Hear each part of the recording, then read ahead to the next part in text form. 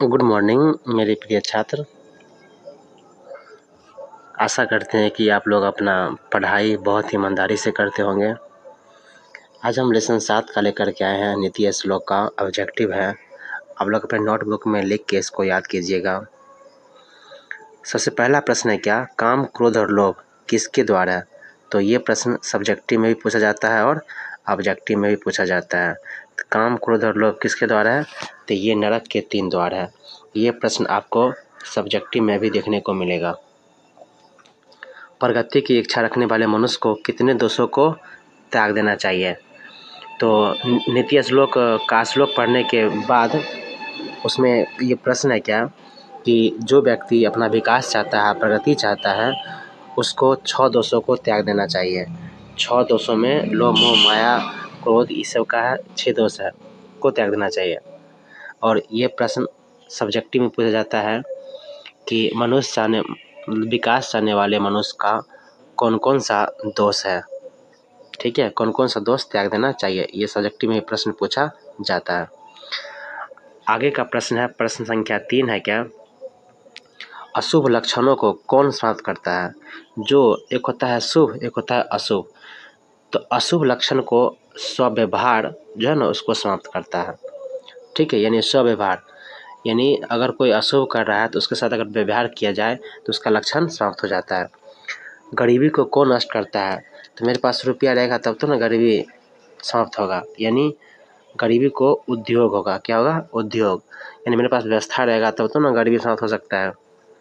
अपस्या को कौन नष्ट करता है? अपस्या को कौन नष्ट करता है? यानी कहने का मतलब होता है क्या कि जो लोग कठोर होते हैं, ठीक है, वो कैसे समाप्त होता है? तो उसको नम्रता से समाप्त किया जा सकता है। घर की लक्ष्मी कौन होती है? ये हम लोग जानते हैं, स्त्री होती है। घर की लक्ष्मी स्त्री होती है। मेरे प्रिय साथियों, आप इस वीडियो को अपने दोस्तों तक ज़रूर शेयर करें और सब्सक्राइब करें, ठीक है, ताकि वो भी इसे पढ़ करके उसको भी कुछ अधिक अंक और अच्छे अंक मिले। आप लोग अपने दोस्तों को ज़रूर बताइएगा इस चैनल के बारे में।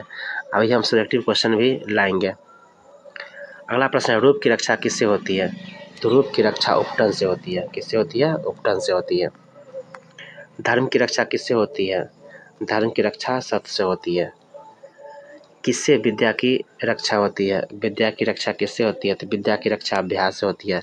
जब अभ्यास करिएगा तो उससे विद्या की रक्षा होती है। अगला प्रश्न है क्या, किससे सुख की प्राप्ति होती है?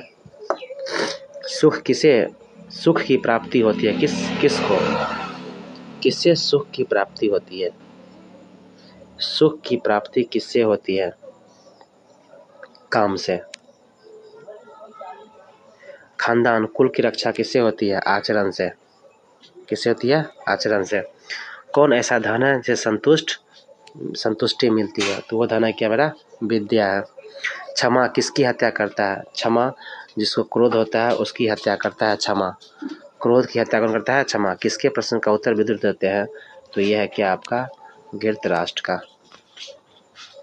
तो साथियों, आशा करते हैं कि आप इसे अपनी कॉपी में लिखेंगे और इसको बार बार पढ़ेंगे। अंत में हम सब PDF का आप लोग को क्वेश्चन का आंसर दे देंगे।